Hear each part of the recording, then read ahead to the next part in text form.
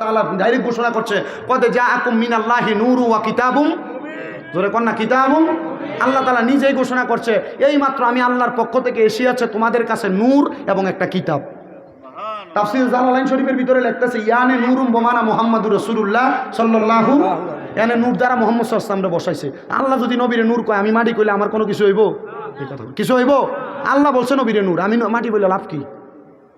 এরপর কিছু, যে নবী না হলে আসমান জমিন কোনো কায়নাত কিছুই আল্লাহ বানাইতেন না। কিন্তু একদল আলেম সমাজ আমাদের নবীকে মাটির নবী বলে, তারা কেন মুসলমান?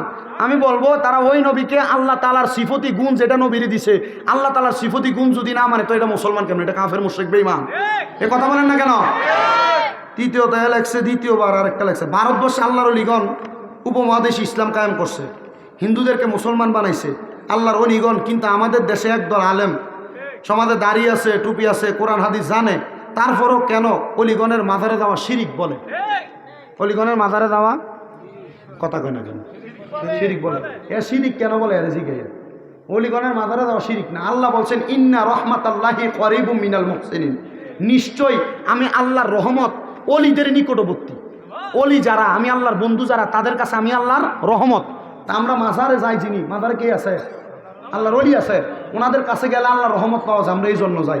এখন এ যদি শিরিক কয়, তাহলে কোরআনের একটা আয়াত অস্বীকার করে না? কোরআনের আয়াতরে যে অস্বীকার করে সে মুশরিক, বেঈমান, কাফের। আমার কাছে ফতুয়া জানতে চাই না, কারণ আমি এখনো কুমিল্লা আলিয়া মাদ্রাসায় কামেল প্রথম বর্ষে মাত্র, কামেল পাস করলে ফতুয়া দিতাম। আমি এর লাগে করা কোনো ফতুয়া দিই না, আমার মাদ্রাসা থেকে নিষেধ করছে, করা কোনো ফতুয়া দিস না, নর্মাল ওয়াজ করে মানুষের হেদায়েতের পথে ডাক। তা আমি এর লাগে মোটামুটি চলতেছে। আপনারা দোয়ায়, কুমিল্লাতে আমার 6টা মাদ্রাসা। কয়টা? সব কুমিল্লা শহরে, সব কুমিল্লা শহরে। নূরপুর চৌমুহনীতে শাহপাড়া রোডে ঢুকতে এনে 2তলা 3তলা মাদ্রাসাটা না আমার মাদ্রাসা। আপনারা দোয়া করেন, আমার মাদ্রাসাগুলোর জন্য দোয়া করবেন। এখানে আল হুসাইন ইসলামিয়া সুন্নিয়া মাদ্রাসা, জামিয়া নূরে মদিনা মাদ্রাসা, ওই দিক দিয়ে আমাদের তাহফিজুল কোরআনের একাডেমিক শাখা, এখান দিয়ে মহিলা শাখা চলতেছে, সব মাদ্রাসা। আপনারা শুধু দোয়া করবেন। আমার মাদ্রাসার পোলাপান প্রত্যেক দিন তাহাজ্জুদ নামাজের সময় সমস্ত পৃথিবীর মুসলমানদের জন্য দোয়া করে তাহাজ্জুদ নামাজ পড়া, এবং প্রত্যেক দিন মাগরিবের নামাজের 20 মিনিট আগে 15 মিনিট খতমে খাজে গান পরে 5 মিনিট কাইন্দা কাইন্দা দোয়া করে। আপনারা আমার মাদ্রাসার ছাত্রদের জন্য দোয়া করবেন, করবেন না ইনশাআল্লাহ? আউলিয়াদের ব্যাপারে বাজে ধারণা করা যাবে? তা আমি চিন্তা করছি, মাদার ভাঙ্গক, মাদার কি করক, ভাঙ্গক। তো বাংলা কি হইব? যদি আল্লাহর কোনো হক্কানি অলি থাকে, এ মাজার ভাঙ্গার কারণে যে ব্যক্তি ভাঙতেছে তার একটা যে কোনোভাবে শাস্তি দিয়ে দিব, দিব না? পরে দেখলাম একটা বামনবাড়িয়ার অ্যাক্সিডেন্ট হইয়া আত্মা ভাঙে গেছে। কি করছে? আত্মা ভাঙছে। আর তার খবর পাইলাম এ মাজার ভাঙছে, ভাঙ্গা আওয়ানের সময় যে ফুরিয়া ছিল হাতে লয়ে গেছে ওই জায়গায়, আসার সময় এ ছুরি নিচে পড়ে আর ফেটে দিয়ে ঢুকিয়ে ফিরিয়ে দিয়ে পারিস। আমি তো বুঝছি, আল্লাহ কইছে ইন্না বাতশা রব্বিকা লাশাদীদ, নিশ্চয় আল্লাহর ধরা শক্ত ধরা। আর আল্লাহর নবী রহমাতুল্লিল আলামিন নবীর হাদিসের মাধ্যমে, আল্লাহর কোরআনের মাধ্যমে জানাইছে, মানে আদানি ওয়ালিয়ান ফাকাদ আযামতুহু বিল হারবে, যারা ওলিদের সাথে দুশমনি করে আল্লাহ তার লগে যুদ্ধ ঘোষণা করে। তাহলে ঘোষণাটা বুঝে গেছি, এটা মারহাবা কইলেন না? গভীর মনোযোগ দিবেন বাবাজিরা আমার।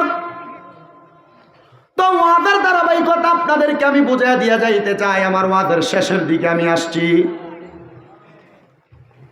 আল্লাহ পাকের বন্ধু